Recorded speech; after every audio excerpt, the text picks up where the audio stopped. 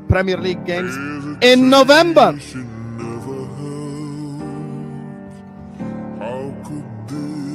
Konate header. Oh my God, 1-0. That was too easy. How's this happened? Look at that header. It looked like time just stopped. Yeah. Oh, he missed a penalty, but it's been coming. They've been way better than us to start this game. How's this? How have we conceded this? We were doing really well. Fucking Konate, man. Konate is having again one of his bad games.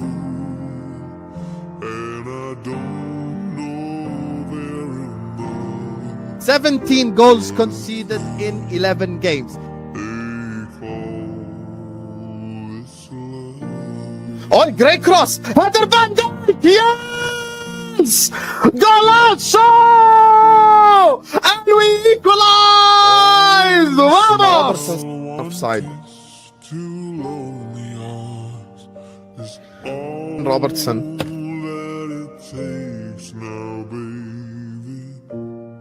Computer has said Liverpool to win. Why has it been ruled out?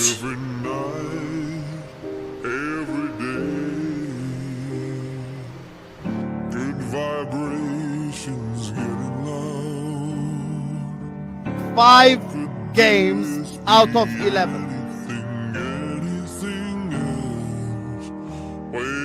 Fucking stupid goals conceded again. Can't defend. 2 goals, 2 games in a row. We kept clean sheets and we're back on the again. 2-0 down. Deflected goal conceded there.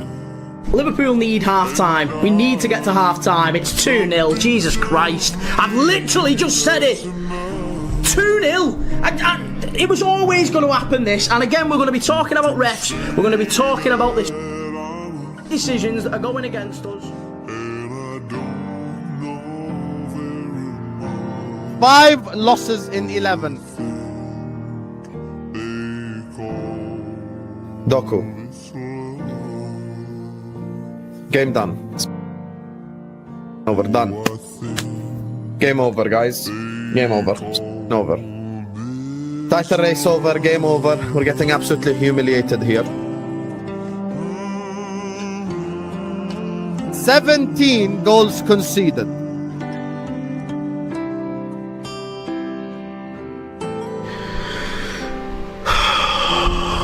Just what is going on? Look at the state. City and Arsenal, good luck to both of you. Whichever one wins the title wins it.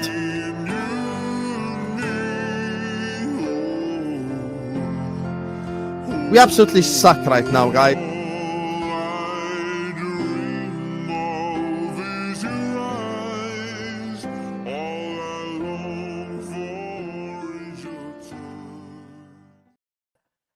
Welcome back to Straight Facts on a Wednesday. I'm joined by Judge Mo, and Husam is with us now.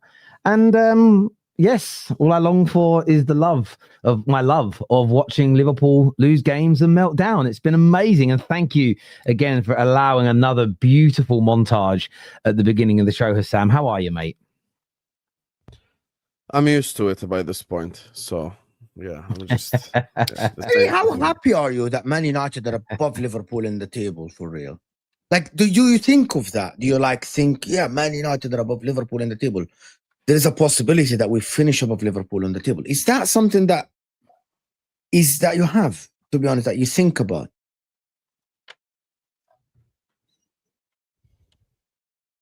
Who, me or Terry? Terry. Oh, I thought you were asking Sam. Ask it again. Sorry. So I was sorting something out. Sorry. Do you think about Man United being above Liverpool on the table, and you think that there is a possibility that you finish above them? See, I've seen a lot of Man United fans talk about we're 11 games in, we're above these guys. I haven't thought for one single second about being above them in the league. It's never come into my mind. I don't ever think about it at all. Nothing. Oh, sorry. What happened there? That come on the screen. No, look, I don't. On a real look, I'll have a bit of banter and I'll have a bit of a laugh, okay, as I think football fans are allowed to do. On a serious note, I still think Liverpool finish above Man United in the league over the grand scheme of the season.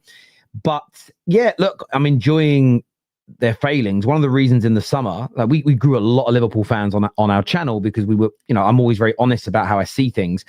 But I was really panicked by Liverpool in the summer, the transfers, the quality of players, how good they were last season. And so far, it's from a United fan perspective, it's perfect because I don't want them getting number 21. I don't want them ever winning a trophy, but number 21 is painful because it surpasses one of our records. And I don't want them to do it. So it's fantastic. But in terms of us finishing ahead of them, we're doing some hot takes on the show later that the viewers on our community page have put up. And if you guys go to our community page, you can add your Premier League hot take and we're going to start featuring them on some more shows. And one of them actually was around United being in sort of the title race and stuff. And I'm like, just stop. Like, I don't think we should be having those types of conversations. But I'd like to finish ahead of Liverpool. I know you get a lot of the Warra Trophy kind of comments for that. But one of my sort of every season of my life, one of my the goals I want my club to achieve is finishing ahead of Liverpool. I want to win trophies. I want to qualify for the Champions League and win leagues. But finishing ahead of Liverpool is always a nice little... It's like a stocking, right? It's like a stock. When I was a kid, you get a stocking at Christmas. It's not your main presents, but there's always a nice couple of gifts or two. A little bit of aftershave, some Lynx deodorant. That's like finishing above Liverpool is like the stocking at Christmas. You know what I mean? It's nice. It's a nice thing. So yeah, it would be nice, but I'm not writing Liverpool off from that point of view. Yeah, can't do that. Bro, Liverpool currently, I panicked, bro. I thought Liverpool would dominate. One of the things that people kept telling me, why you're like, keep calling out Liverpool in the summer about Isak. It's part of like, I disagreed with what they did with Isak, but also Newcastle turned out to be like at the end, in the wrong here in terms of like delaying. But also because I cover the Premier League, because my job is to cover the Premier League mostly, I thought that Liverpool would dominate. I thought Liverpool would get to the point that when Husam thought that I'm putting pressure on him when 10 the treble and we did it here and 100 points. And I'm like, if you are a Premier League winning team and you have Salah and Van Dijk and you signed the team of the season left back last season and you get Isak and Ekitike and Wirtz, I'm expecting something close to the 99 to 100 points that you had before, especially with a manager. And I'm like, okay, this is going to might be a boring season where Liverpool win the majority of the games. They drop points in like 2-3 games in the season and we're sitting here and Liverpool just dominating everything in the Premier League and it's a boring season. I agree with you. It was panic. It was panic from all the football fans that thought that Liverpool would just dominate. They would absolutely kill the competition in the Prem. And that kills content. It kills conversations. It is tough, to be honest with you. Hamid, I'm even more relevant than you here because I'm top of my table. That's the reality, Hamid. Oh, this is true. A nice complete U-turn in conversation, or 180. But I've heard that Antonio Conte could be close to getting sacked or leaving. It's not sacked. Antonio Conte is doing what Antonio Conte did for Inter, for Chelsea, for Spurs. He's now calling, even though they spent equivalent, just quickly, they spent equivalent to what Liverpool spent in the Premier League, but in Serie A, like 200 million or something. They signed like tons of players. He's throwing a tantrum. And he's saying the owner didn't do enough for me. So I don't think I can work out here in this environment. He did the same for Inter. He did the same for Spurs. He did the same for Chelsea. He's that guy that always... That's why I say Antonio Conte to Man United, 1 season, 1 contract, and that's it. Even if he wins the league, you sack him. No, I almost agree with that. He's just a manager that... I don't believe... Look, we're never going to probably have another Fergie at Man United that does 25, 30 years. But I do want a manager that can give me, if they're successful, 5, 6, 7 years. And that's the one thing about Antonio Conte I don't like, is you just kind of know you get into year 2, year 3, and it's all over. But on Liverpool, we're going to get into it in a little bit more detail. But I'm going to put the first hot take up because I think it feeds in very, very well. And this was put in by Baller Arena, who said Liverpool will finish outside the top 4 if they do not sack Arne Slot this season. What are you saying, Husam? Are you at this point? Do you think you might finish outside the top 4 if Slot is given the whole campaign? No, I don't think that's. I think that's too extreme, in my opinion. Same thing what we said about Bournemouth at the start of the season, Sunderland, blah blah blah.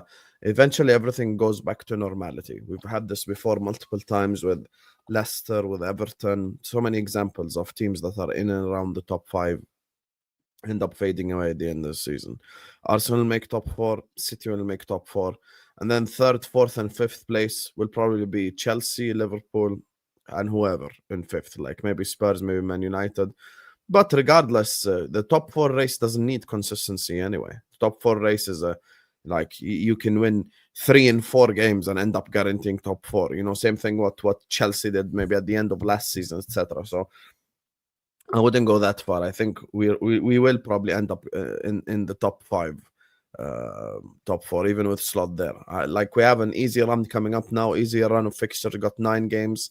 Our next 9 games, in my opinion, up until that Arsenal game, are all basically winnable fixtures. So I think we go on a nice little run where we win games, and I think Slot is capable of fixing it because he's shown me he could fix it literally last week in the 2 games before Man City. So it's not just based off hopium or whatever.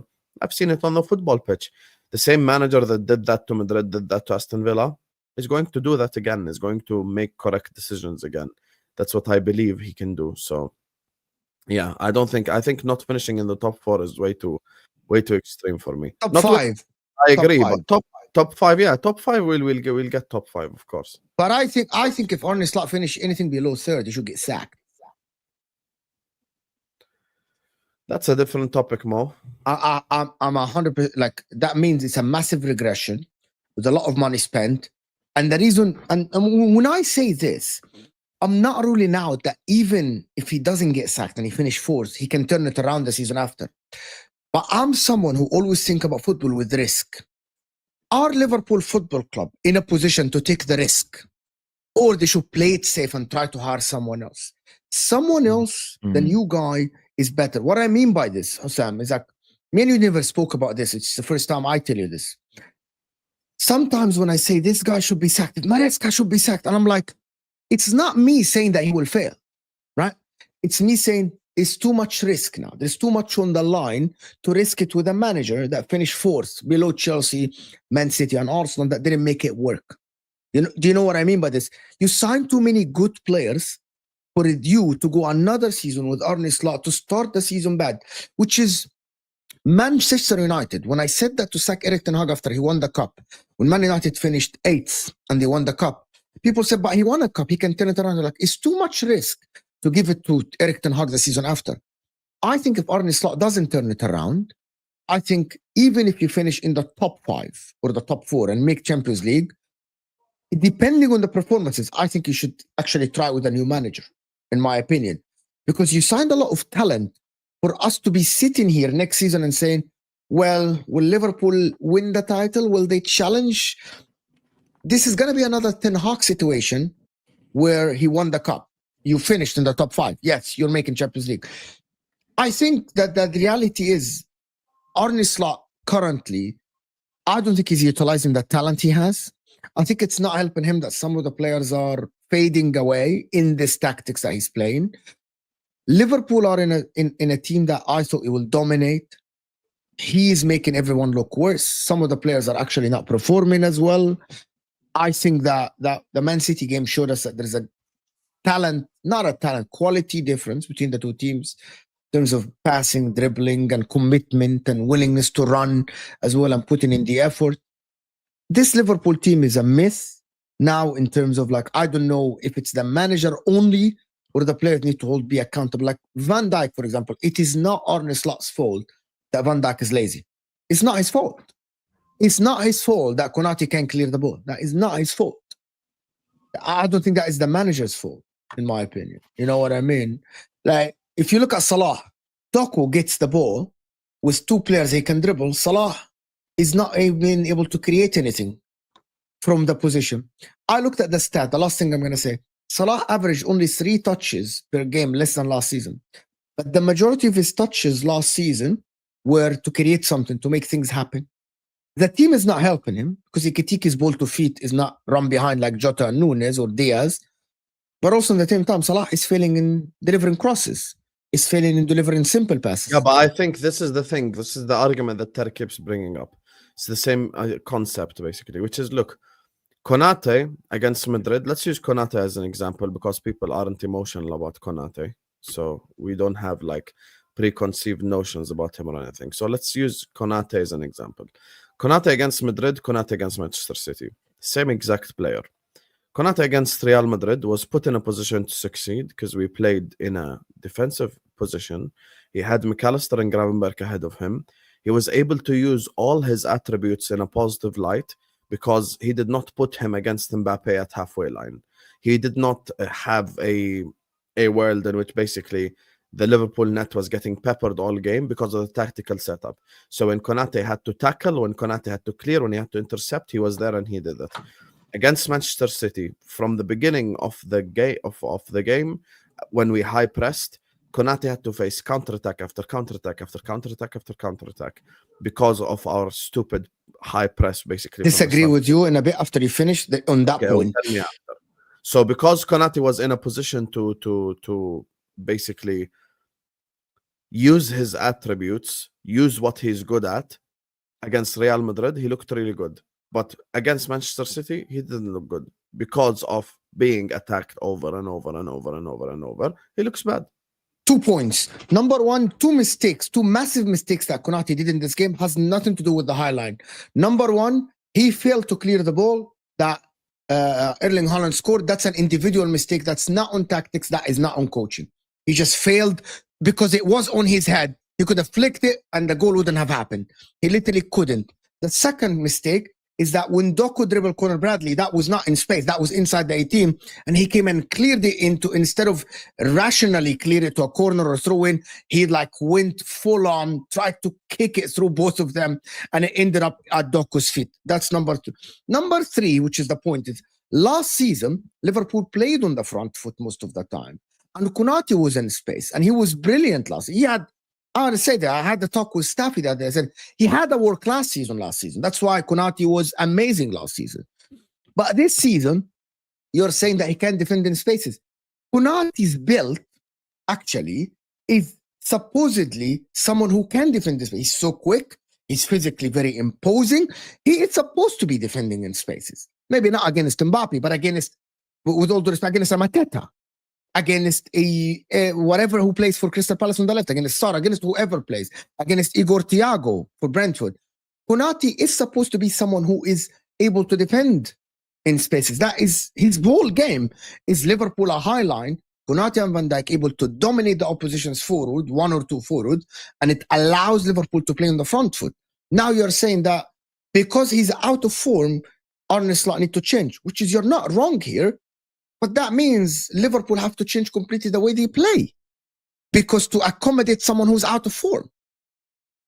That's where I disagree with you. The two mistakes he did that had nothing to do. I don't like the way we play anyway. Yeah, but it has nothing to do with spaces and him defending his spaces. Konate is supposed to defend his spaces. He's not Harry Maguire. That's Ibrahima Konate. He's not Harry Maguire. He is supposed to be defending in spaces. And also you can actually use Maguire himself as an example because under Oli, when they were counterattacking side, when the year where they had, I think, 81 points or whatever, they finished second.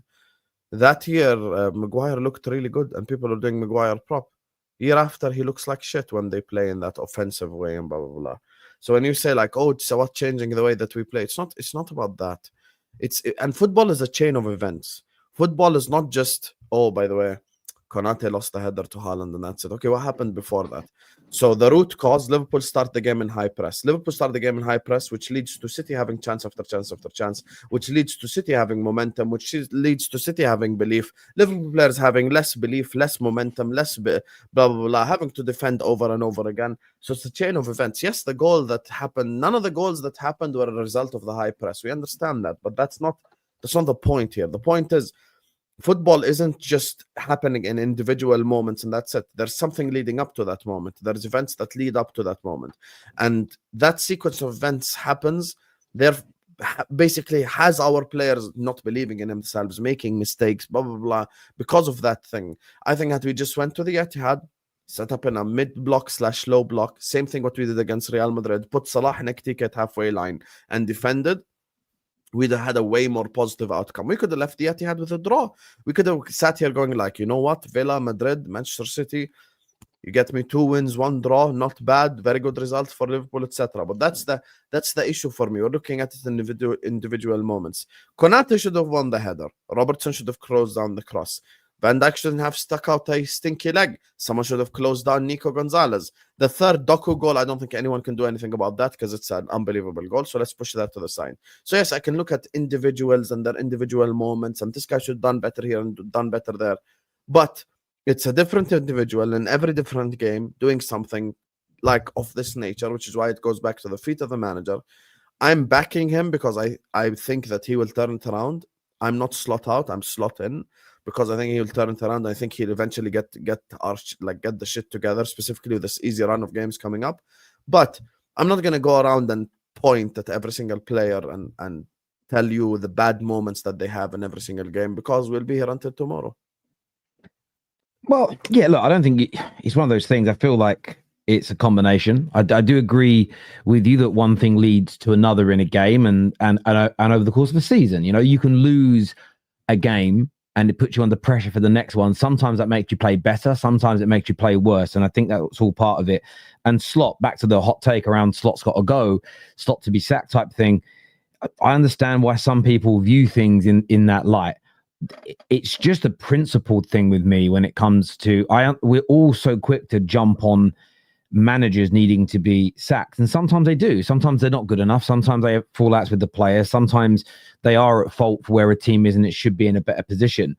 But I just think I look at my club, Man United, as a case in point, and we've consistently sacked managers. But by the end of the majority of their tenure, the team's been in a worse place than when they first arrived. And it could just be that we have hired 6 or 7 managers on the bounce that weren't good enough. But I think there's always been a wider and a deeper issue. The recruitment hasn't been right, the direction as an example. But that's a much bigger scenario. So when I look at you guys right now, sacking Slot could fix you. You could sack him, bring someone else in. It's a new voice. They adjust the system to be a little bit more how they want to play it. It gets the best out of this squad. They go more to how Klopp had them playing, and you start competing again. It could happen. You could also move on from him, bring someone else in, and the same players are making the same mistakes, not winning their duels, messing around, and you don't overly improve. Both of those things could be true at the same time. So my sort of view is I don't think your board should have a knee-jerk reaction and go, he's got to go. He was good enough to win you the league last year. I disregard the notion that it's Klopp's team. It's not really Slot's victory. I think that's an absolute nonsense. He still had to coach the team, motivate them. And it's not, if anybody could just do what the previous guy did, then City wouldn't need to pay Pep the money to bring a new coach in and go, just do all the training. We recorded the training sessions, just do them the same. The manager did his job. Yeah. What I will say is something Jamie Carragher said today that I thought was really interesting, how he feels that Slot's tried to make the football sexier, more attractive, and it hasn't quite worked. And I listened to it, and I don't think he was overly sexier for the opposition. Yeah, true, right? I looked at it this way. It's like a woman who gets her husband to lose weight, get a 6-pack, get a tan, gets his teeth fixed, and she's like, "Oh, look at my beautiful man!" But now he's attractive, and he's out there like gallivanting, right? But the one thing I thought of is, well, if what Carragher's saying is true, and they bought players to make the system sexier, I'm just keeping it 100 with how I view football. I blame Edwards more than Slot, because what Edwards should be doing is saying, well, whether that was Edwards' idea or it was Slot's idea, he is still signed off on this. And I look at him and think, you had a winning formula. There should be no reason to change it unless you agreed with Slot that it would take you to another level. And if people like Edwards have agreed with Slot that it would get you to another level and it isn't working, I don't necessarily think he should be sacked, because it's a bit of a joint effort. So I'm only bringing that up because it's on but everything has a cutoff point. Look, I'm slotting, and I think Terry would tell you I've been very objective when it comes to criticizing players and the manager and everything. But we have Forest, PSV after the international break, right? 2 winnable games, both at Anfield. We lose both of those games. I don't know how people will react. I don't know if people at the stadium will turn. I don't know if the players will give up. I don't know, because everything has a cutoff point. It's funny because you mentioned something when we had this debate. I think after in the post match, you were like, "I spent 2 years saying I want all these United players to fuck off." You don't know the difference, Terry. Liverpool fans don't feel that way about the players. I don't want McAllister, subs like Gravenberch, Van Dijk, blah, blah, to fuck off. I don't. I like them all, including Bradley, including some of these players. Like maybe the only one that I've criticized consistently is Robertson. Other than that, I really like all the players. I don't dislike the players. I don't got a problem with the players. So we don't feel that with the players because these are the players that got us over the line, as an example, you know? No, I understand that. Can I tell you guys the problem? There's something that Go on. people don't. Only people that played professional sport or just played high level sport will know what I'm talking about. There is a part of like it's not only coaching, it's mental preparation for games. I have seen plenty of teams that are Inzaghi as well before. There are a lot of teams in the world, in the history of the sport, that have very, very good qualities. But there is a thing that coaches always say, a win brings a win and a loss brings a loss, unless you actually prepare the players well to remove it. I actually think Liverpool team now, they go into into games not believing that we will win this game. It's part of the thing that people talk about Al Ahly in Egypt, for example, or Real Madrid and Barcelona. It's like you go into the game knowing, Alex Ferguson used to say that. People used to rock up to Old Trafford thinking that they're 1-0 down already. Just going out of the tunnel, you're 1-0 down already. I genuinely believe that the preparation for this Liverpool team is, and that, by the way, that is not the coach. These are massive institutes that there is a psychologist with the team. There are assistant coaches that talk to the players. There are other people that talk to the players. I genuinely believe that some of these players, the Liverpool players, are not prepared for the games. They are not going into the games with full belief that we're going to win this duel. We're going to win this tackle. I'm better than this guy. I can dribble.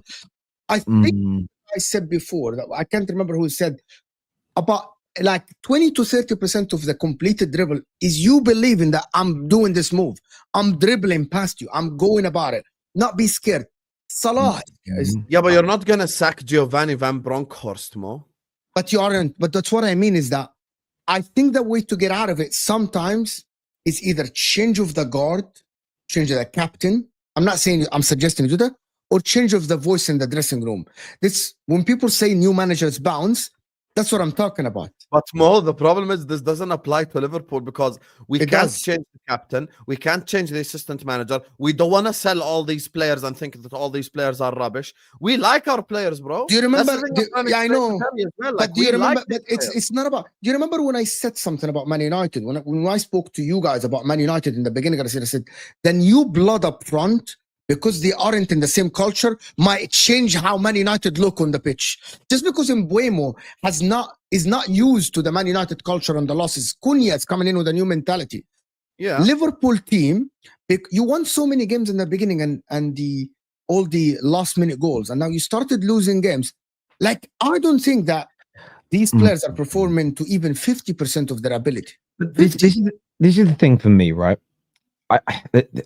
First of all, on your point around the players, I get you don't dislike them because they won you the league last year and you bought some really good players. And that's why the manager's getting more stick. I'm just pointing out that you could move on from him. Somebody new could come in, and maybe some of these players don't play well after winning major trophies. Maybe they find it hard to go back to back. Maybe some of the new signings are not as good as we all thought they were. You change managers. That manager struggles with that squad of players, and there isn't an improvement. And you realize actually it may more maybe the players. But we're not going to know until we know, right? It's pie in the sky to a certain degree. But what you just said there, Mo, about the mentality, I think mentality is so underrated as a talking point amongst fans when it comes to why teams win. And you just said there that when Liverpool are on it, people go to Anfield and they're beaten before they arrive. And it reminds me of this very famous moment in movie history, this very famous moment right here. It's this second. And people, if you've never seen the film, you're not going to understand the reference here. The cultural reference will go over some people's heads. This was the moment when the invincible Russian Ivan Drago gets cut by Rocky. And the film, obviously, the film edits it brilliantly where like, it sounds like the crowd almost goes silent. He's touching his face. He can't believe someone's hurt him because up until this point, he just bulldozed everybody. And then there was a little bit of doubt started to come into his mind. And I think this happens in real time to athletes, fighters, tennis players, and football teams, where you can go from feeling invincible to having a few bad results and a few bad moments to suddenly where teams are looking forward to playing you. Teams are thinking, oh, we can hurt you. So much of that is mentality, because by and large, it isn't an too overly different Liverpool team from last year. Yes, there's 3 or 4 players that have left and there's 3 or 4 players that have come in, but it's not it's not, again, you've got like Isaks and Wirtz's on the pitch. It's not like you've got absolute bums out there. You didn't go and buy Lambert again. Do you get what I mean? Where people go, oh my God, look what they've done. And I just think there is this sort of, there is definitely a mentality issue right now. And I don't mean they're not working hard enough by and large, or they've down tools, but I think they have this sense of vulnerability about them. And you see it once you guys concede, especially that second goal you conceded. I felt like when that went in, and it was collective, fans and players. I watched all the watch-alongs when the goals went in, and it wasn't 2-0. It was game's over. Your players, it was, this is done. And I've not seen Liverpool like that in a long time. And I think that Slot's got a lot of work to do. As much as I think players need blaming and things like this, I still agree that there's a big percentage that's on Slot, and he's got a lot of work to do to sort of respect Lambert to fix it. And that's where I don't disagree with you. All my messages to Liverpool fans like yourself is just don't slag off Slot just for clicks online. Do you know what I mean? Just, I'm joking, right? I'm just joking. I didn't even know about any of that until Monts mentioned. Stop it! Don't get me in trouble. Stop it. Yeah, no. Listen. By the way, it's I reject that notion. I think is in most people that make content. I mean, we spoke about this last night on Troops's stream very early on in the night. I hadn't had a drink at this point, where I was just like, look, I think everybody makes content for it to be viewed. Yes, there's a possibility a few people say things they don't mean. And again, that's kind of on them. But I would say by and large, 90% of the people that I work with or know personally in this space speak the truth as they see it. And that's kind of it. But I also get, as some people see it differently, and you have debates. I'm sure I haven't watched the stream from last night. Does that really mean that you would think Arsenal are a scary team? Is that so? You mean that for sure? Yes, my perspective. I'm joking. Yeah, I know you are, right. But I was talking to Henry Wright about this about a month ago. Me and Henry were talking, and he was saying, I get a lot of stick from the Spurs fans because they say that I'm too nice about Arsenal. And I thought, it's so interesting. I don't think they watch your content, or they interpret it differently. So what do you mean? So I don't see someone going, oh my God, Arsenal are amazing, aren't they? I see a Spurs fan petrified that Arsenal might win something. I don't view that as, I view that as a very normal way to, some this is what I feel like. There's two rivals. There's someone like Ty, right? I love Ty. If you ask Ty about no matter how good a rival, no matter how good Arsenal are, United are, you ask him how good United are, he'll find a way to say they're shit, right? No matter what we're doing. You get other fans who are the opposite end of that spectrum, where they're just like, oh, they're so good, it's painful.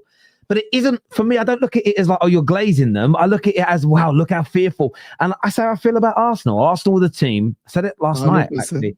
It's on a real level. People still ask me, I'm like, yes, they were my mud brothers. No matter what happened, we all went through this. No matter what was going on with my team, your team, anyone's team, you could always rely on Arsenal to take the attention away.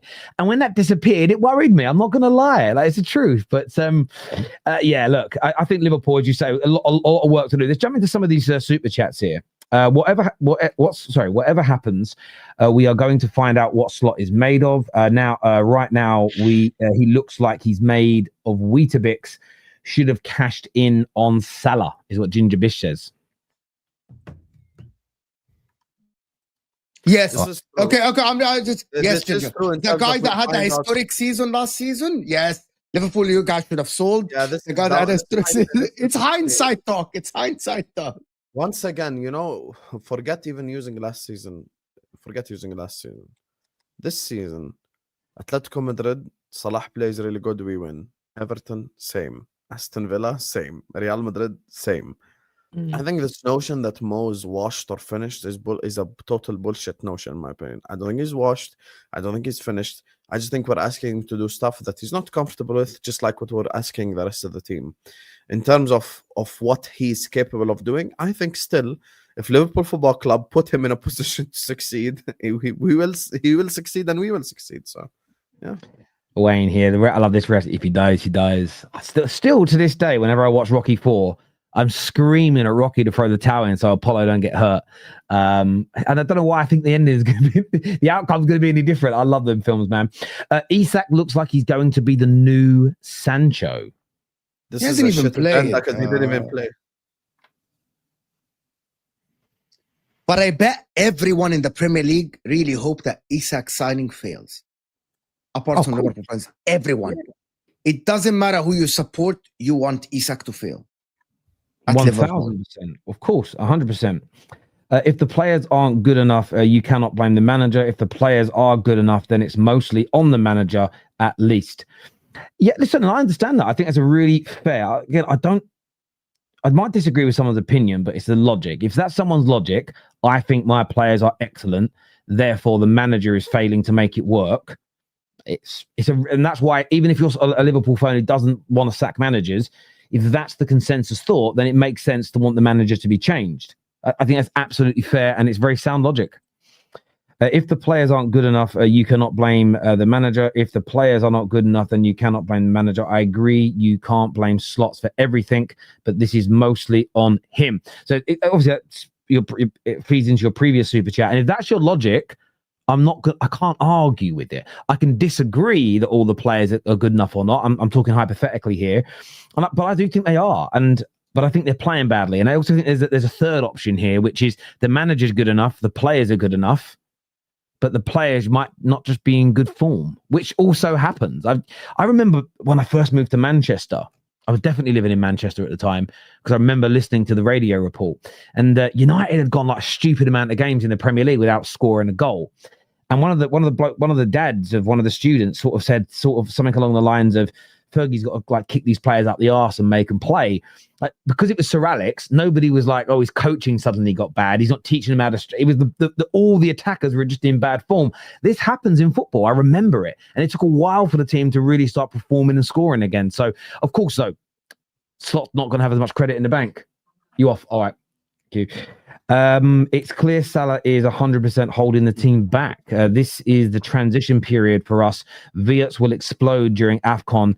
The new Liverpool will arrive. Yes, Salah is holding us back. That's why the games we won, he was one of the best players. Yeah, I was told this morning that Salah is holding Liverpool back, and then maybe it's better if he goes to Africa. Yeah, but this is the stupid agendas that it's funny, because it's the same people that will say like Salah has washed the Gantt out of the club is the same people that say Slot out, he's not a good enough manager, and the system and the style is not working. Okay, so the system and the style is not working, but let's sell Salah. So make it make sense.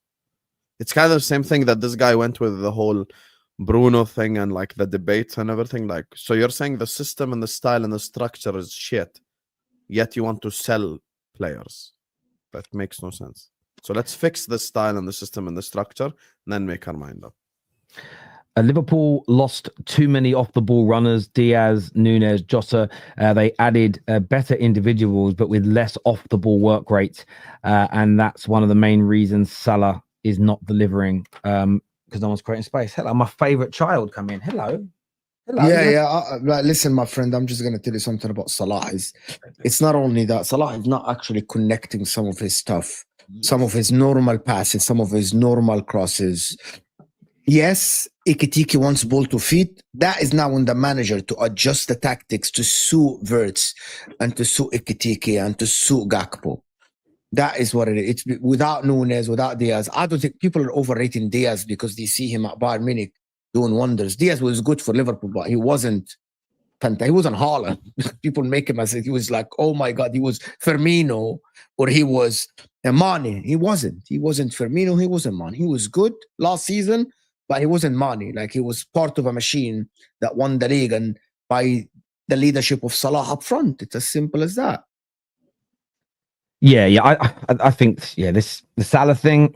I don't necessarily think. I do believe the narrative on these players are changing. Like when Luis Diaz was here, no one was speaking about Luis Diaz. Like but because he's born in the Bayern Munich, Husam, everyone now wants to say, he was the amazing guy. Like, with all due respect, if you send Martinelli to Bayern Munich, the guy would have like a lot of what are you doing here? We need United back on top with Arsenal Prime Premier League. No, we don't. What I really want. Happy Man United fans are the worst fans on the planet, by far. There is no people say Arsenal fans are the worst. I've consistently disagreed with this. You know what? KJ and I have had this conversation that people I think people have forgotten how big the Man United fan base is around the world. If we ever become a team that's genuinely challenging and really good again, people are not going to know what's hit them online in terms of the influx. We're very dormant at the minute. There's a lot of United. I think United are, in my life, that has nothing to do with social media, because we actually haven't done YouTube or actually worked on audio or video, like when Man United were good. But from my experience with my friends, Man United fans are the worst if they are good. Yes. I'm being serious. My friends, like Man United fans, my friends are so fucking annoying. I think the second ones are Liverpool fans. Maybe you can say that Arsenal, then Chelsea, then City. No, Arsenal fans are worse than us, Mo. Don't do that. You know they're worse. Absolutely not. When you are good, the difference Arsenal between fans are worse without Didn't I winning tell you anything. this Imagine Igal with a Premier League title. Yeah, but that's the no. difference. I'm gonna tell you the difference. Liverpool fans are so up in their ass, like so arrogant. Even when they won one Premier League title, they're so arrogant and they talk like they have, bro. They call the Klopp versus Pep era, right? When their manager has won once and Pep has won 6 league titles, right?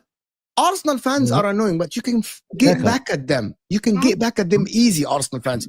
You haven't won the Champions League. Liverpool fans is, hola, how are you doing, man? Say hello. You good? Hello. Louder. Hi. Hello. Future Liverpool. Hello. Hello. Hi. Hi. All right, go play. All Can right. I have a banana Can I have a banana and an apple? and an apple? Yeah. Can you get them down yourself? They're quite high. I can get them. Can you? How are you going to get them? Are you going to have to climb up on the fridge and then get up onto the worktop? No, I can Tell everyone how you're going to get the banana down. climb. Yeah, you have to. You're not climbing. I'll come get it. I'll come get it. Like, but how you go? I'll come get it in a minute, right? Don't Let's climb. go. He does. The other day, right? He got a chair out of the kitchen and put it like out the dining room, put it into the kitchen, climbed up onto one thing, and then walked around the edge of the kitchen on the work surface to get to the right cupboard so he could get food out. Like he's a nutter. Yeah. Sorry, but you guys continue talking. I'm gonna go get him this banana. Go ahead. like so just about this, bro. Arsenal fans are easy to get at. You know what I mean? Like you could just banter them back. Arsenal fans, yeah, you haven't won the Champions League, you haven't won the league in 20 years, and you can say you're good, you're that. Mo, But I'm for not saying you, this to defend us. Sam, But I think we're the 4th most annoying fan base. Sam, in the quad. By the way, there's a fan base you haven't even considered. You're such a fraud. Who? Chelsea. Hello. I said that no. Chelsea fans One are- Club World Cup, and they haven't shut the Uh, fuck up in 5 months. I don't think- I don't Club think- World Cup. Imagine. No, I think the difference between you and Chelsea fans disappear when their team lose if they're not good. Yeah, but at And least that's I'm here. what. Win, lose, Like, or no, draw. but that's Chelsea why you fans guys are hide. you guys They're are annoying. so Like annoying. from my experience, when Chelsea won the Champions League in 2021, they weren't as annoying as you were going for the quad. You guys were so annoying going for the quad. You haven't won the quad yet. Okay, what the You're fuck? just Ask the annoying Terrace going for the community. quad. If I lose, fair enough, no problem. I'll ask the Terrace community. Some of the guys in the Terrace community absolutely can't stand me. and they wait Everyone for me hated to- you in YouTube. Let me ask. No. Let me ask the Terrace community. Who was more annoying? Husam after winning the Premier League or Chelsea fans after winning the Club World Cup? Sam, last summer you were unbearable. No problem. Let them decide. Chat, give us one-word answers. Husam or Chelsea fans? You decide. If people vote me, no problem. I accept that. I hold that. I'm talking But from I my legitimately experience. Let me speak. I legitimately believe that Chelsea fans, after winning the Club World Cup, were even more annoying than me. Well, I've done a poll for who has the most annoying fans. I put Liverpool, Chelsea, United, Arsenal. Do you know what I will say? Right, this is the one thing. I think it's different types of annoying because Arsenal and Liverpool fans don't do the same things. The one thing, and it isn't all Liverpool fans, but there's enough of them. And we used to have a guy that used to come on our shows. He used to look like Morocco Mole. I think his name was Louis. And he would do this to such a high degree. And I think City fans do this a little bit now. And I'm not surprised City fans do it because you guys are like a couple. Is they think their football knowledge is better because their team's better. And I reject that notion because my big brother knows more about football than all 3 of us.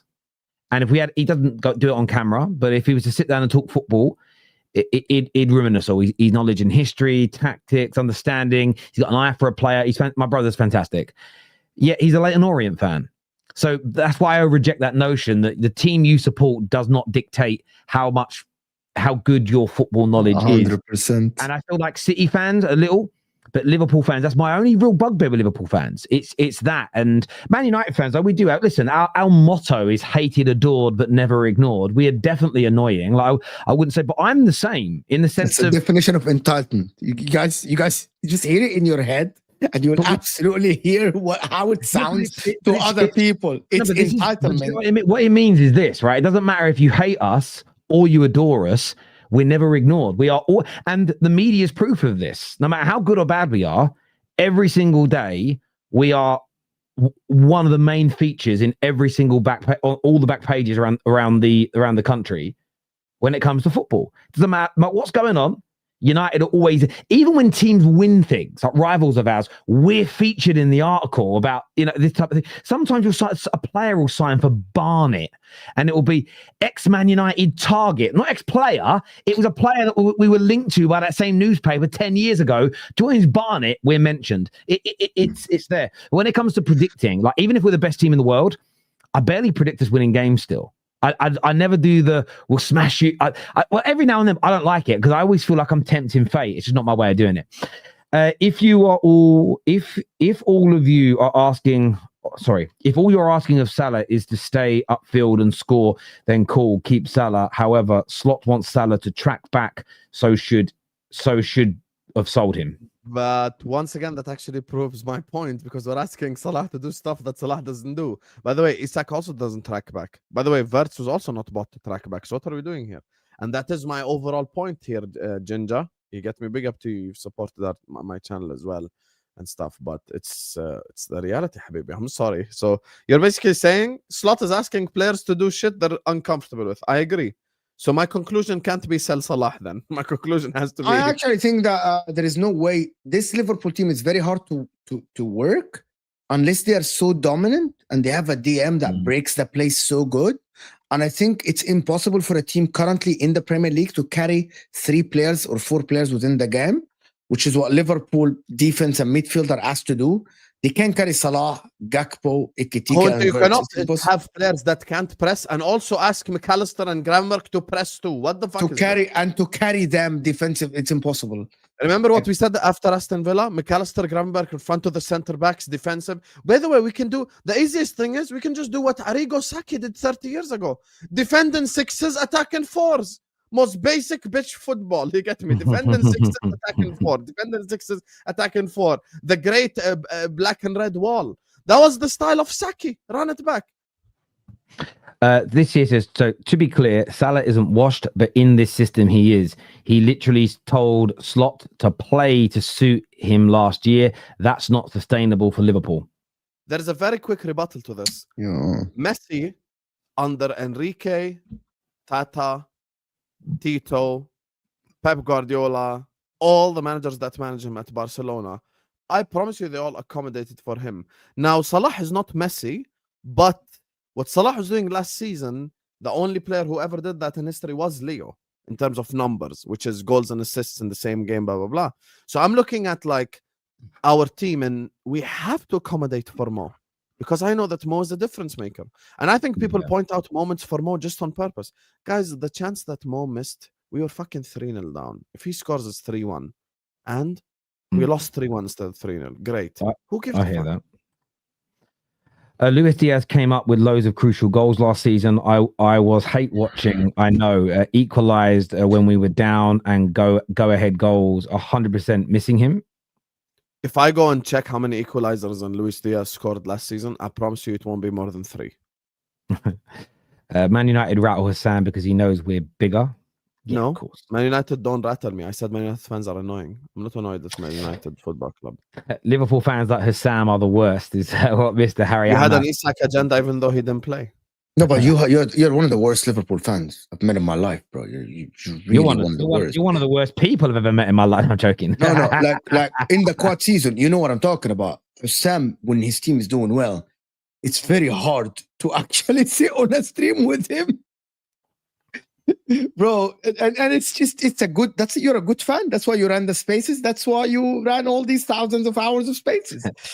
Someone shared that clip from your one of your old spaces of that. I think it was Omar singing "You'll Never Walk Alone." Omar Rushdie, yeah, it's great. I love that. I miss those spaces. Like, to be honest with you, like Husam is a great content creator. He's brilliant. That's why he has like over 60,000. And part of it is the way he backed his team when his team is winning. It's the way he spoke about his team last season, in the quad season, when the year they won the Champions League. It's great, bro. To be honest, it's good. Zane here says fans are talking about Nunes and Diaz not just because they were the ones that could beat a man either by dribbling or by pace, which no one in the current team looks like they can do apart from Isak, maybe. Chelsea fans, easily, Conference League and World Club Cup, now the best team in history. Every player is the best. Then Man United fans are the most arrogant, is what Wayne says here. Husam is arrogant and was really bad in the summer, yes, but we signed Isak Verts. These guys think Cucurella is the best, Reece James is the best, Caicedo's the best, Enzo's the best, Lavio's the best, Palmer's the best. Yet you ask them for any expectations, they laugh at you. And at least I was arrogant after winning a Premier League. These guys are arrogant after winning the Konami Cup in the summer. So make it up to you. Yes, I'll be watching the boxing and the UFC. Obviously, Conor Ben versus Eubank 2 should be an amazing fight. Igal is the most annoying, is what Ronin says here. I don't find Igal annoying at all, to be honest with you guys. No, I don't find Igal annoying. Do you know what it is for me? I don't. Maybe I did. Maybe it's because I'm in this space a lot. I don't. What have you done to my light, son? Put that back on, please. Thank you. I don't find him annoying. What I've begun to find annoying is football fans who think of us all as a collective, monolithically, in the sense of if a Man United fan tomorrow robs a bank, I don't feel any secondhand embarrassment because he's a Man United fan. If a Man United fan has a mad opinion, I might think that behavior could hurt the club, maybe. Like, if that kind of message gets into the dressing room, I might think it's a horrible thing to say, or I might think it's a brilliant thing to say, but I don't go, oh my God, he makes me look bad. I'm my own person, right? You're all YouTubers. You two could go on the internet tonight and do a madness. I'm not going to go live tomorrow and go, I want to apologize on behalf of them because I'm also a streamer. It's weird. But it's people that call it out. Oh, I hate it, Gal. Why? What ball? You want a ball off my set? Oh, I can take it. Don't break anything. Thank you. So I look at it and I'm like, they're not embarrassing you. If a gal's embarrassing, there's one person he embarrasses, it's himself. He doesn't embarrass Arsenal because most normal people don't think a gal is Arsenal. And that's the thing for me. That's what annoys me is Igal is just Igal. If he says something that I think's embarrassing, I go, bro, that's mad. But it's on him. I then don't judge every Arsenal fan. And maybe we've all got to look at our language because I sometimes do this. And maybe I did it earlier with Liverpool. Liverpool fans think they know more about football than everybody else. But I think I did specifically say some. And I think we need to get a little bit better at that. But yeah, I don't like Igal's not annoying. Igal's a really nice guy. If you know Igal, you'll know that. Husam was like the younger sibling, annoying in the moment. But my word, Chelsea fans are winning the Club World Cup were like annoying Karen when they get on your nerves with their stupid voices when you see them. Day 115 of 1,466 of your world champs, Chelsea. Welcome to the watch along. Your world champs, Chelsea. It's Lewis, if you don't know. I know exactly who it is. Yeah, I think it's Lewis every stream. Do you know what I've done? Right? I follow Lewis. He's a great guy. But you know, he puts the how many days and it has the 1,000, whatever many days. That number I've muted, so I don't see those tweets anymore. I went and put that. I muted that word, like as in those number sequences, so I don't see it anymore. I was all right. We had Ziad al-Lahwa, bro. We had Ziad al-Lahwa. Every single episode, he rocks to Lahwa. He says, by the way, welcome, 2 times Champions League winner. Like this, every time, every single time. Good morning, Terry, Judge Mo, and Husam from Canada. Big up, Michael, always here with us. Appreciate that a lot. Husam, are you still winning the Premier League at Old Trafford? No, we're going to get top 4 at Old Trafford. Number 1 fans is annoying, but those are Arteta outers. But it's interesting, actually, because it's often the positive gooners who get labelled as annoying and frustrating. I'm at a point now where the Arteta outers do my head in more, where I've seen quite a lot of them on the last few days on socials. The happiest I've seen them in 2 months because their team dropped points. That, for me, as a football fan, is more annoying. Standards FC are more annoying. Don't celebrate goals. Don't celebrate wins. What's the point? That, for me, is far more annoying than someone being happy their team is good. Like, do you know what I mean? So I was struggling watching Husam this summer. But do you know what it is, though? This is also why we talk about content creation. It's like a story. We're all like an ongoing story for our viewers. It is our footballing opinions that people so kindly tune into, super chat for, donate, subscribe, all the things you audiences do. But there's also the journey of, I can't wait to see what Sam thinks after this signing. Oh, that's annoying. I can't wait to see what he thinks after that win, after that defeat, after the manager's sacked, after this has happened. Oh, let's go and see what Sam thinks now that this team he said was crap has overtaken him. It's part of the story. So there are times where you are going to find this annoying. There are times where you're going to find it brilliant to watch, depending upon the team you support and your perspective. And that's part of it. That's all part of the journey. The great thing about Igal, if you rebuttal with facts, he accepts them. Yeah, look, me and Igal have had our run-ins over the years. Igal, yes, old Igal is different. New Igal he's matured. He's a father now. It does something to you being a dad. It really, really does. This here, Sam dethroned Hamza as the most annoying. No, I can't even finish reading now. I disagree, Rhino. Hamza just. I love Hamza. He comes on my shows, but he gets under my skin. When you ask him a question about City's loss and he'll start ranting about Paul Scholes, I'm like, fuck off. Come on, let's get back to the point, right? You know what I mean? So, but no, he's a good guy too. It was winning the World Club Cup, Conference League and top 4 in a season where everyone counted us out, and beating PSG, Forest and the Club World Cup was the accomplishment. You just proved to the whole world why Chelsea fans are annoying. Thank you. On the poll right now, leading with 33% of the vote is Arsenal. Liverpool on 32% of the vote. Chelsea on 23%. Man United only with 11%. Guys, you're voting wrong. I'm telling you right now. Man United fans are by far the worst. I'm telling you. Yeah, but most people haven't seen us in terms of we've been bad. They enjoy us because we're always angry and upset. That's why.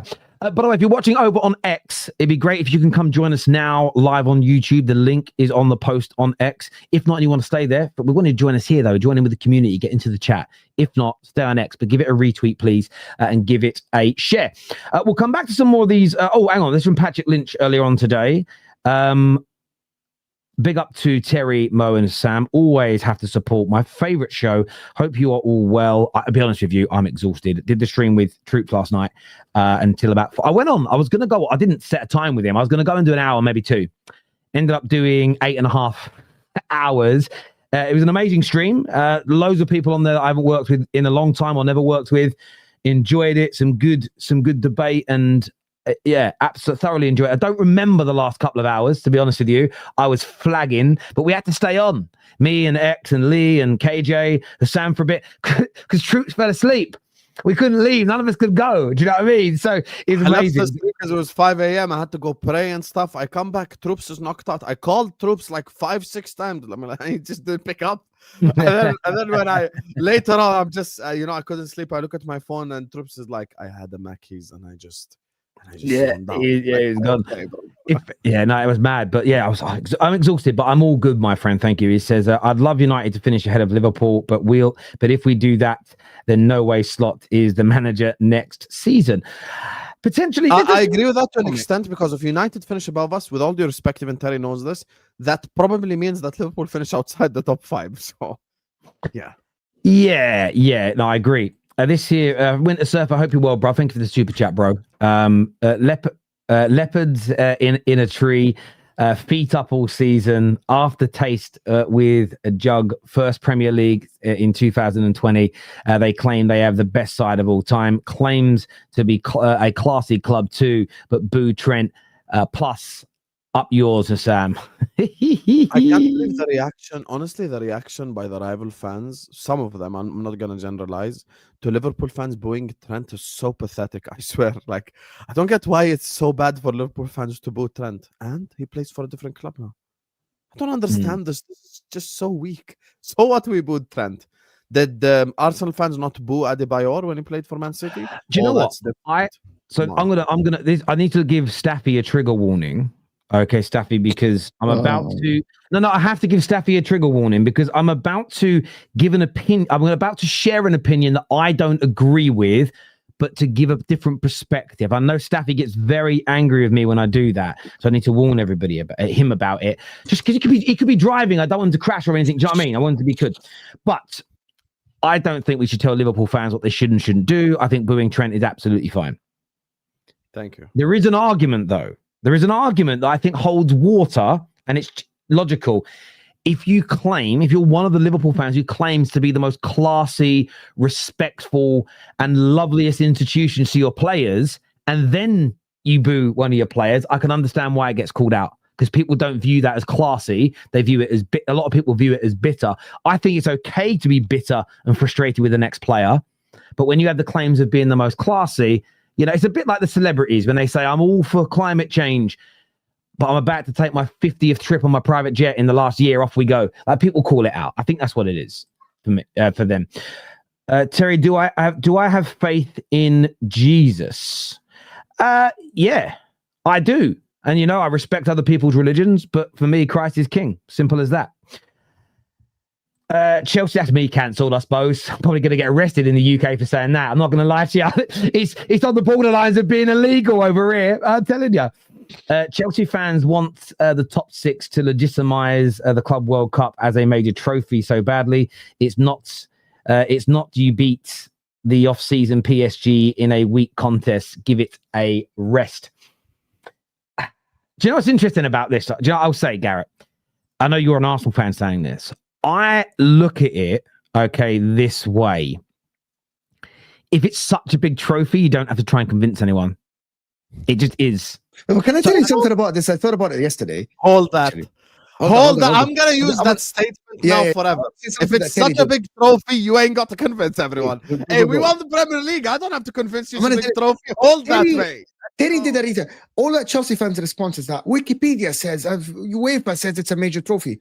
I think the other time, UEFA says Conference League. I think the other day, last year, Terry did a research that proved that the Europa League is actually a disciple of the trophy that Arsenal won before. Winners' Cup. No. It's the Intercity Fairs Cup was replaced by the UEFA Cup, which now is called the Europa League. Yeah. So if you want to believe that this is the major trophy, you gotta admit that Arsenal won a European trophy, mate. Yeah. Hold that. Because you cannot use the internet only in your favor when you like.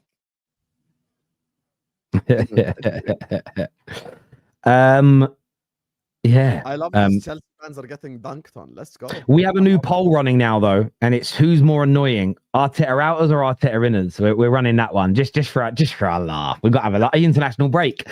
That should be. You know what? International breaks. We always used to do Scholes, Gerrard, Lampard. I think we replace it with who's more annoying or who's the better fan. Arteta inners or Arteta outers? That for me is a much more fun debate than that one. The poll is not fair. We Arsenal fans fight both Liverpool and Chelsea fans together. Anywhere we have the stigma, we are annoying. So might as well be that. I really like Husam, by the way, and Mo, of course. That's very, very nice. Thank you so much. Shukran. Big up yourself, my friend. The king doesn't claim to be the king. Chelsea fans. Yeah, I mean, Kings are definitely arrogant enough to do that, to be fair. It's historically speaking, but there we go. Right, we are the pride of London. No, yeah. Right, we've got another hot take here. That I'm going to put up on the screen. Where is it? Here it is. This hot take here from Kyle, who says Arsenal will finish third this season. What are you saying, Judge Mo? Obviously, they dropped some points before the end of the international break, but Arsenal coming third. Yes, because there are two teams better than Arsenal this season. It's Liverpool and Manchester City. Bro, cut the crap and get off the fans are so rattled. We just made Carefree Lewis G send the super chat. Yes, Carefree Lewis just sent the super chat. That's how mad their head is gone. How do you not validate the Konami Cup that we won in the summer? FIFA.com told me it's a legitimate trophy. Hold that. Every single Chelsea fan. You won a trophy that West Ham and Fiorentina won. You won another trophy after that had Porto, Benfica, Leipzig, and Dortmund. I'm not asking for Liverpool to be there. Yes, no problem. We shouldn't be there. Okay. Why the fuck are Porto, Benfica, Dortmund, and Leipzig in the Club World Cup. Salzburg as well. Salzburg. Oh God! Because of the UEFA coefficient. Oh, please do me a favor. Do me a favor. Anyway, I'm gonna go ahead, Mo. Go ahead. Lewis, you're really rattled, Lewis my spent friend. money. You're His really head rattled, Lewis. has gone completely. In fairness, Lewis hasn't been on my. Lewis hasn't come on the channel for about a year, but he's super chatted because of this. So thanks, bro. Thank you, Lewis. Thank you for the £2. Thank you, man. Appreciate it. All that fraud. Anyway, go ahead. Tell No, them but why Arsenal won't finish below the team No, that beat I'm gonna Arsenal. tell you something. I'm gonna tell you something about this. There is some hot takes in the world that people just say without evidence. You know what? Liverpool will win the league. If they win the league, I say I'm right. If they don't win the league, I'm saying, yep. There is a possibility that Arsenal finish third, right? But there is no evidence today for anybody that keeps saying, "Oh, the blueprint is there to beat Arsenal," which is what Sunderland did. But Sunderland didn't beat Arsenal basically, and they do in the last at the time. Arsenal are the most informed team in the league. Arsenal are the team that lost the least game. Arsenal are the team that won the most games, that dropped points in the least games. But yet, I'm supposed to see with all the injuries that Arsenal have, by the way. So, no Madueke, no Odegaard, no Havertz, no Jesus, whatever injuries they have. The attack hasn't really clicked yet, right? Yet, I'm supposed to say that Arsenal will finish third just for me to be trendy. I think people just like to be even trendy. as someone who look, I'll be honest, Arsenal are either finishing first or second. I think third is just not a plausible scenario in my opinion. And I'll tell you why. I think it's a evidence. possibility City win the league. It's a possibility Arsenal win the league. So by definition, one of them will be first, the other will be second. I don't think Liverpool will finish above Arsenal. I don't think Chelsea will finish above Arsenal. So just based on that basis, I do not believe. Isn't this the angry United fan from yesterday? I don't know what is this. I don't know. Who's this? That's David. He does straight facts on Tuesdays with us now, and no, That's his account. Did you Okay. not see- I know yesterday there was a lot of big things that happened on YouTube, a lot of big debates and arguments, but one that's just gone under the radar because of what came later with the Liverpool stream and bits and pieces on Troops was Aaron, the Arsenal fan, the Arteta outer, and Dan, Positive Dan, their clash on the terrace yesterday, I think beats all of them. I mean, it was literally, it ended with "you are a see you next Tuesday," followed up with "let's have a fight," right? And it was crazy.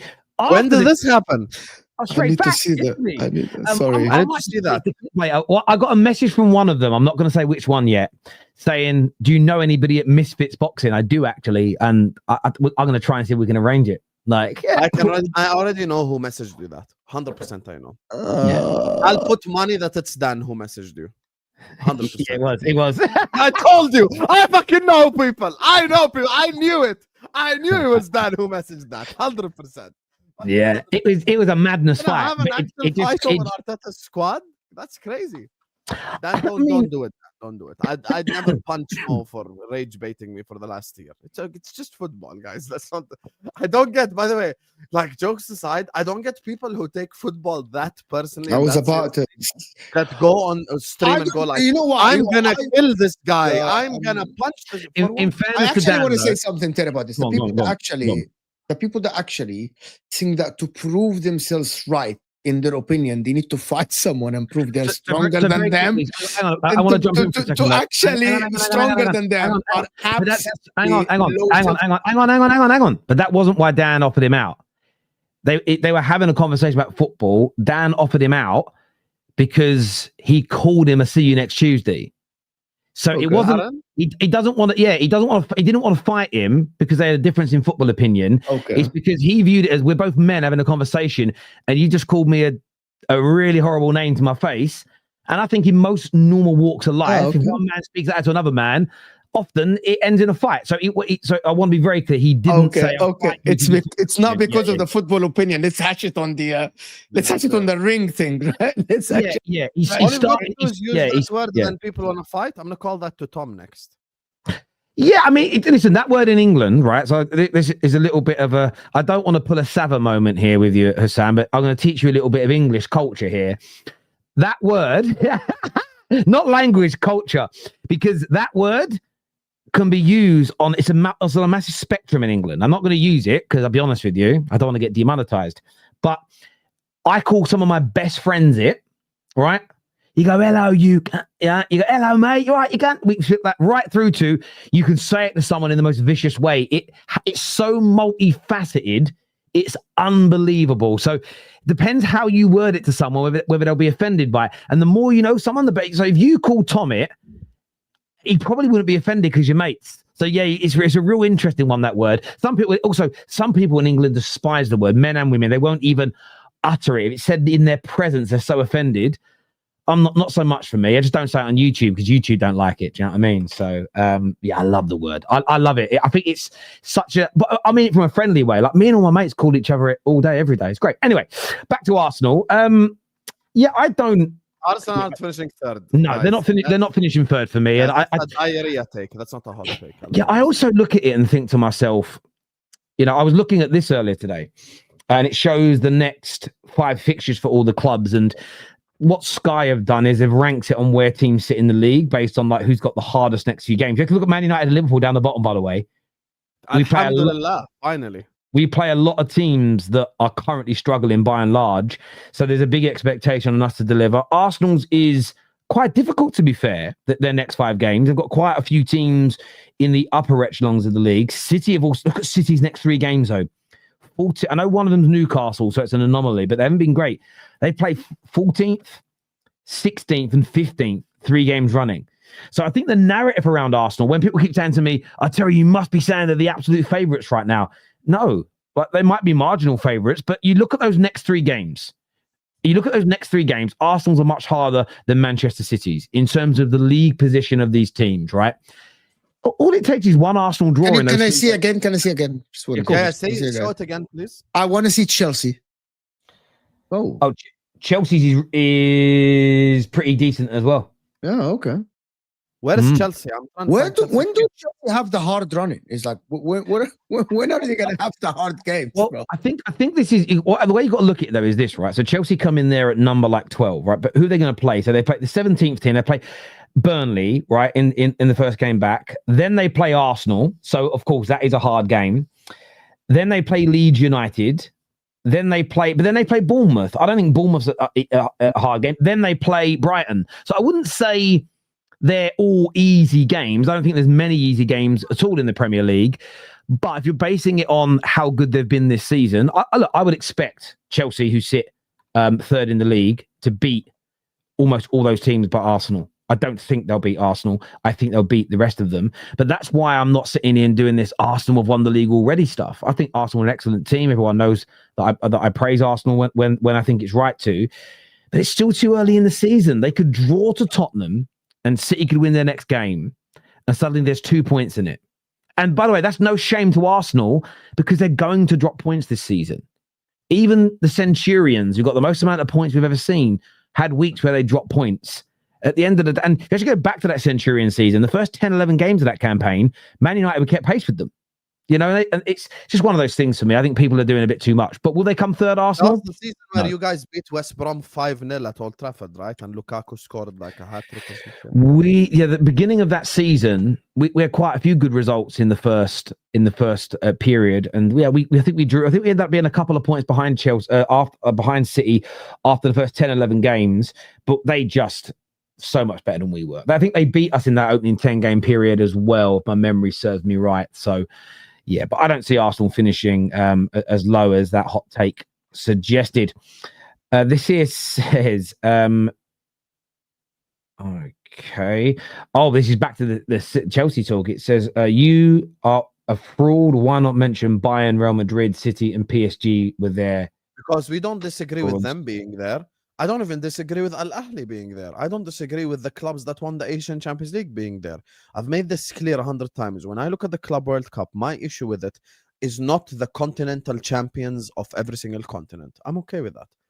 My issue is Salzburg, Dortmund, Porto, Benfica. They haven't even won a Europa League. They haven't even won a Conference League in the last 4 years. They don't deserve to be there. I don't give a fuck about coefficient.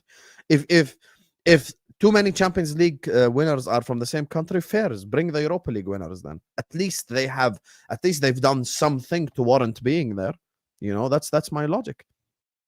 That's it. Husam's most delusional take: Gerrard has a bigger Premier League legacy than Scott. And I can't. He didn't say bigger leg. No. Zain, I can we did, not but I do decided- this? Can we No. not do this? Yeah, Can but we let's not do this, argue please? it. But finish we the not Super argue? Cup because it gets worse. But Chelsea fans are like Lavia is like Busquets, which is absolute blasphemy. Lavia compared to Busquets yesterday, Judge Bo channel. He got me. So No, that's someone it. just compared Lavia to Busquets. Yeah, big No, up no. Jacko. Subscribe to Jacko channel. Yikes. that shit yesterday was so damn funny. Yeah, it's one of those things, really. Like, I think I wouldn't want that on my streams every day, and I mean that in the sense of, I think, like, if I'm not, this is not calling out any other content creators. It's just a personal preference. It's if you end up having those kind of arguments every day, part of me starts to go, is it scripted? Because they happen every now and then. Like, us three have never really had a falling out like that. But I've had some moments with Igal that have got heated. Obviously, me and Lee back in the day, you know, we started Straight Facts together. We had some heated moments, but even that was few and far between, though. Over the base of 3 years, it probably happened about, and we did it once a week. So 150 odd shows we did. We probably had about 10 to 15 like actual bust ups, you know what I mean? Which isn't that much. The thing is, this was not the first Club World Cup. It's just the first iteration of this version of it. It's never been a legitimate big trophy before. Yeah, that's my point, bro. Like, by the way, I'll just say this quickly. Please don't respond, guys, because I want us to move on because we've got like 10 more minutes. This is my ranking. Most annoying fans when happy. Man United, second Chelsea, third Arsenal, fourth Liverpool, fifth City, and sixth Spurs. Actually, I would put fifth Spurs, sixth City. So yeah. I found Husam through he's fouled Arsenal hate along and subscribed to him because of how much he hated Arsenal. But after watching his content, I grew to like Husam.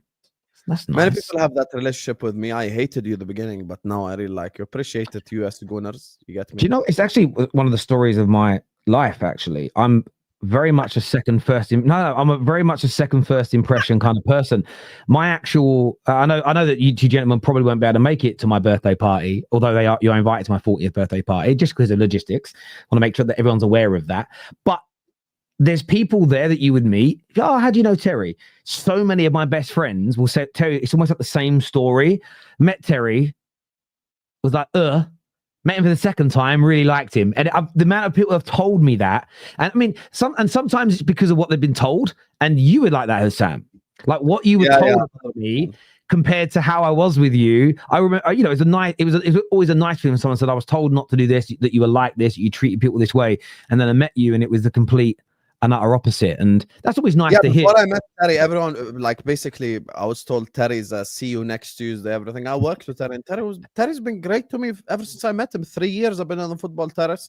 I don't plan on quitting anytime soon, and I've actually had so much fun doing content on the Football Terrace. Like, at the end of the day, look, we have degrees, we have stuff. I could quit tomorrow, go back to working in chemical factories and shit, and I could still make money, could still live. But I actually enjoy doing this, and I love working with Terry, and I always shout at two people. It's funny because the other guys in the chat, I always say Carefree Lewis for me is the realest one. There's like, for me, this is all personal experience. The realest one I've ever worked with is Carefree Lewis. This guy is just as real as they come for me. I absolutely love Lewis to death, and he's like ride or die. So I love Lewis. I always say Terry's been very real with me from the start, and I always appreciate that. And Mo is like my brother, you know, like brotherhood is I feel like it's different than, like, you know, colleague work or whatever. It's a different step in my opinion. I think Mo's like a brother. Like, he's the only one I probably invite to my wedding because he could survive Arab wedding. You know, maybe some of you won't be able to survive it. You get me? If you see gunshots and shit, you guys might panic. But yeah, for me, Lewis is the realest one I've worked with. I always say Terry. Look, people have this preconceived notion of Terry.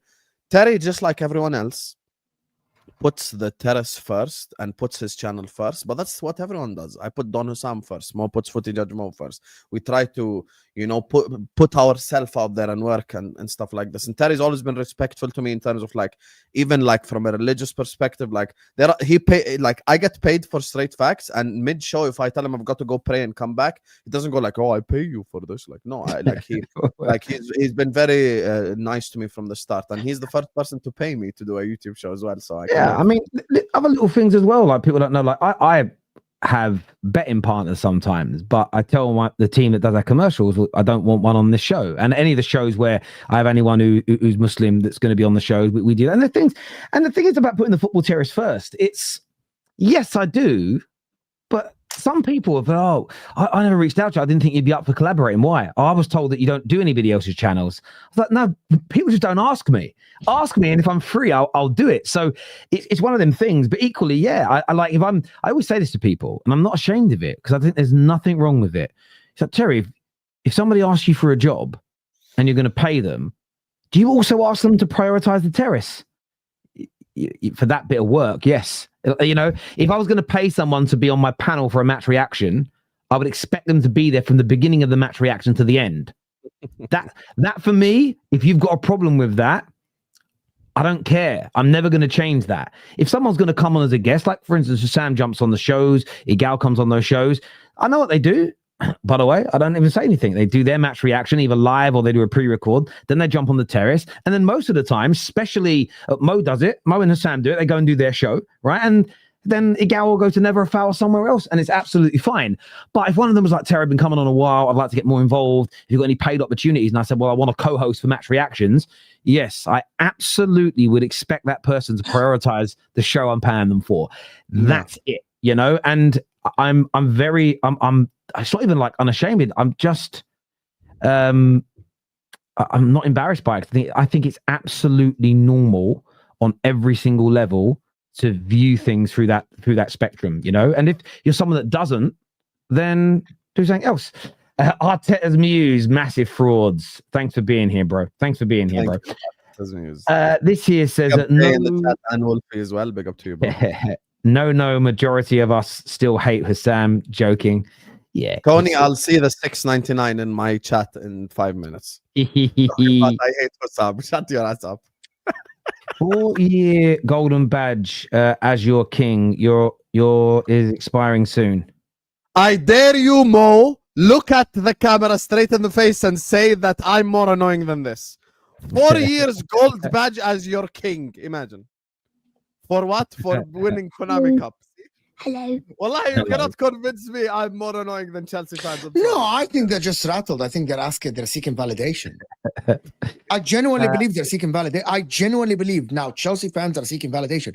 They haven't challenged for the league since 2017. They spent a lot of money. They value their players. They think they have, some of them think that they have the best this and the best that, and Caicedo's better than this, Korea is amazing, blah, blah, blah.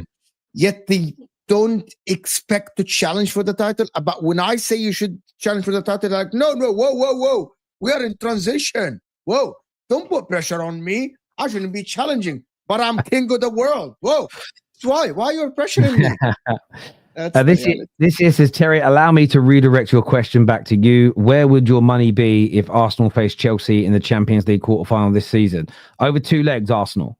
It would be Arsenal right now. If I've got to put money on it, I would go with Arsenal. But again, I shouldn't have to say this, but you do now in 2025. That isn't because I think they are light years ahead of Arsenal, behind Arsenal, Chelsea. I don't think it will be 5-6-0 on aggregate. I think it'll be a close game. But if you're asking me to pick between the two, I'm going for the team that I think is better, and it would be Arsenal. In a Champions League final, I might be swayed more towards Chelsea, because I feel that there'd be a different type of pressure. So the context is always important. I like Mo and Husam, even though he's a Liverpool fan. Thank you, Evan. Appreciate you. Best Chelsea haters, number 1, Arsenal, number 2, Husam, number 3, whatever club. I thought you were going to put LB on that list as well, to be fair. I thought LB was going to be there. I've got one more hot take that I want to get your take on this, boys. This is from Touchline Facts, who says Mbeumo has been the best winger / inside forward in the league this season? Why are they- Let me answer this because I've got to go in a minute, literally. So I'll say this. In terms of best winger in the league this season, I think we would all be disingenuous if we don't say Semenyo has been the best winger in the league this season. I think, look, at the end of the day, we've got to recognize when someone is having an unbelievable year. And look, everyone knows I love Mo and what he's accomplished. But this season, Semenyo for me has been the best winger in the Premier League, winger/inside forward. I think he's performed incredibly well, and he's had a crazy positive impact. And actually, second place wouldn't even be Mbeumo. Second place, I'll probably start looking maybe at an Ismail Assar as an example, someone like that as well, who has helped push Palace to that level. You've got to look at those players, and yeah, I like Mbeumo. I think he's a fantastic player, but I put Semenyo ahead of him. So that's my honest opinion. So yeah. What are you saying, Mo? What are you saying? To be honest with you, I think I actually think Mbeumo takes the crown here for a couple of reasons. Because I think that Man United haven't been consistent enough going forward. I think the weight of the forward line is on the shoulder of Mbeumo because Cunha haven't scored goals. Sisco is in and out of the team, missing amount of play. I think Semenyo has been individually, maybe he's been better than Mbeumo in terms of numbers. But Semenyo plays in a team that plays under Iraola, very established football team that I think they have a system that works. He has a bench that works. Tavernier play very well with them. And I think the difference is, I think Semenyo plays in the more established team than Manchester United. While Mbeumo is coming to a team that he has played next to Dallo, he has played next to Mount, Cunha, behind him was Ugarte, Casemiro, Amad Diallo, right wing back. Completely different players around him and different ways of playing. And I think Mbeumo have impressed me a lot this season because he has carried the weight. And there is a reason why Man United are sitting equal to points to Liverpool and only 2 points behind Chelsea, 4 points behind Man City. If it wasn't, because you remember, Man United are second from the bottom in XG conceded, and you have conceded 18 goals this season. If it wasn't for the goals that Mbeumo have created or scored, Man United would not have been sitting on 18 points today. This is why I think Mbeumo takes it for me. I'm impressed by him. I agree. I would give it to him. The reason why I'd give it to him is, look, I think Semenyo's been brilliant. I get the argument for Sarr. But it's pressure. Playing for Man United comes with a completely different pressure of playing for those clubs. And a lot of people, if you were to go who would win in a game, Man United, Bournemouth, Man United, Palace, most people are even betting on Bournemouth and Palace to win because they think overall, manager and player-wise, they're better. He's starting to score goals now. He's settling in. And if we actually had a couple more players in our squad, just a couple more, one in midfield and maybe one defender, extra defender, because I think the Lit's been good, performing at Mbeumo's level. Maybe if our left wing back was also performing at Mbeumo's level, if Cunha and or Šeško had been performing at Mbeumo's level, United would probably be sitting in second or third place in the league right now. Doesn't mean we'd stay there because it's all about the order of games, but we need a few more players like him. I would give it so far and say he has been. In fact, I'd make the argument that he's been the best signing of the summer as well so far. There's a long, long way to go. He has to maintain. For me, it's what's his name, Xhaka. For me, to be honest, Xhaka's a great shout. To be fair, the reason why I would take Xhaka is that to lead a team that had 11 new signings and to stay where they are currently, him being the captain in his first year is impressive. In my opinion, is absolutely impressive. Jack has been great, but you know, I'm open to suggestions. I'm probably being a little biased with this because he's a United player. I'm just going with the pressure element. How many of our big money signing and attacking signings, even this year, haven't got to where we wanted them straight away? In the past, have fouled and flopped. And for him to come in and replicate what he was doing at another club, I want more from him and more from others. But yeah, some really, really good shouts there. We have another super chat here. I'm not going to ignore it because it's a super chat. Where's it gone? Where's it gone on my list? It says, Judge Mo, why no intervids, only Arsenal vids? I like this. It's amazing. And finally, someone asked this so I can answer it. I answered it on many comments. I'm not gonna waffle for a while, but I'm gonna answer it. Number one, don't repeat what other people tell you. That's just to answer to you, my super chatters. Please, thank you for the donation. I want people not to repeat what other people say, because some people just keep asking this question. When I started Footy Judge Mo, I never said that this is an Inter fan channel. I never said that. When I came on the Football Terrace the first time in 2021, I came in because one of the things that I've did all my life is to watch the Premier League. I support Inter. That's by no choice. I liked Inter. I support it. I can't change my team. I will never do. But I always liked the Premier League since 2002. Since 2002, 2003. I always followed the Premier League. I watch it religiously. And I always wanted to cover the Premier League. I tried even to go to The Guardian, ask for jobs to actually write about the Premier League. And I always wanted. Terry Flowers is the one that gave me the first chance actually to come on the Football Terrace. I remember it was a Spurs match reaction, and I came on and I remember the line. He said, "I cannot let this guy with this background sit in the backstage." So you brought me on. And from that point on, of course, I went to Never a Foul. And when I went to Never a Foul, it was on the basis of I'm going to cover the Premier League. I wasn't going to be going there. I'm going there as a neutral covering the Premier League, right? So I was never promising my subscribers an Inter content. Never promised them. I talk about Inter with my friends on WhatsApp, and I do sometimes go on Uncle Sharma or Inter Worldwide to do content about Inter. But my main job is to cover the Premier League. That's a job. It's the same, and I keep saying this. I listen to the Guardian podcast. I don't know if you listen to that, Football Weekly with Barry Glendenning and the guys. It's my favorite. It's one of the reasons why I wanted to get into talking about, like, get the courage to actually talk about the Premier League. There is a lot of journalists there that support Blackburn, Ipswich Town, Luton. But their main job is to cover Arsenal, Man City, Premier League. They go to games. And they go to games and they just do this. It's as simple as that. I feel views like yours on Premier League football and the top six specifically, I think they're really important because it comes with a personal bias in terms of your own preferences, which players you like, which managers you rate, which teams you think are good or bad. But it doesn't come with any tribalism because there really isn't any between an Inter fan and many of the Premier League clubs. And I think that that's invaluable. I think you see that a lot, like you've said, when you have, it's a little different when a journalist becomes attached to one club. They create a bias in that regard. But there are some journalists that are great and they support, I don't know, they might support Leyton Orient and they cover multiple Premier League teams. They've got no affiliation. Listening to my brother speak about Premier League football, I find refreshing because they support Orient.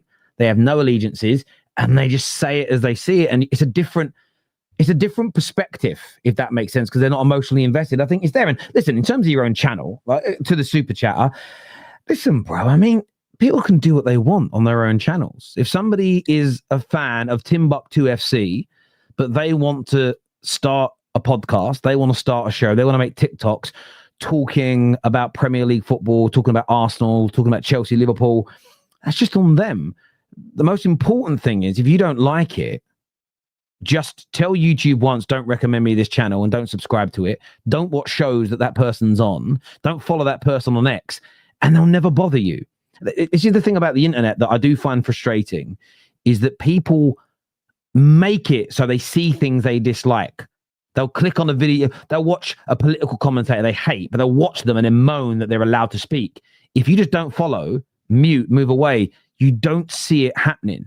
In the YouTube football space, I suppose with politics, you could argue if they're pushing a dangerous message, you need to know and need to fight back against it. But when it comes to football, bruv, it ain't that deep. You can't swim in it. It's an important hobby in our lives and something we like to focus on as a bit of escapism maybe from the real world. And it's a fun thing to be involved with. But if you don't like the way James Walcott does content, if you don't like how Lee Gunner does content, if you don't like how Mo does content, all you have to do is not watch it. And do you know what we'll do? You'll never, ever be triggered by it. You have no need to watch it. It's not going to change your life. That's the bit that I find funny. You know what is so you know what is so like impressive here? There is not one thumbnail on my channel that doesn't have my face. It's not one that doesn't have my face. So you can choose not to click on the thumbnail. Exactly. And that's the element for me that I find most like not confusing. That's probably the wrong word to use. That I find so intriguing. I find it annoying. Now what I find interesting is, okay, if you have no necessity to watch, Dad? you know, 1 second, mate. I'll be out in a minute. Okay, baby. You've got no necessity to watch it. There's absolutely no reason for you to click. Oh, they're empty. My son just picked up a box of Pringles that are in here, and he thought he got lucky. No, they're empty. Like you have no need to watch it. What I do on my ex, as an example, anybody that I don't like the cut of their jib with, I don't mean it in a negative way. I mute them, don't follow them, and certain words I mute. Right. So whenever there's a new movie coming out, I mute loads of words connected to it, so the spoiler doesn't come out. My timeline is purely football. I don't see the news. I don't see anything other than the things I want to see. So when I hear people moaning and complaining about, oh, I saw this on my timeline, I saw this, I hate the fact you're making this content, my first gut reaction is, but why are you watching it? Especially someone like the gentleman who super chatted. He does not like me, and that's fair. But he chooses to watch me every single day. That, for me, whether you think my content's good, bad, or indifferent, the strange part is your choice to watch it. Because what you're never going to do, because all we're doing is talking football. You know, Lee Gunner has a very different view on Arsenal to I have. Me having a different view to him is not going to make the people that enjoy his content stop watching him. One, that is never my aim, because I don't think about it in that way. And two, they enjoy what he does, they're going to watch him. People that enjoy me are not going to be put off. People that enjoy Mo are not going to be put off from watching it. Someone's at the door. Someone's at the door. Okay, I'll be there in a second. But look, on that note, because someone's at my door, so I'm going to have to go and answer it because there's nobody else in the house. Mo, thank you for coming on. This is going to redirect you to Sam's channel, so go and support him over there, please, people. We're back tomorrow with more content for you. Until next time, everybody, take care, goodbye, God bless, and rent you. That's it. Right, and we'll see you all again soon, people. Peace.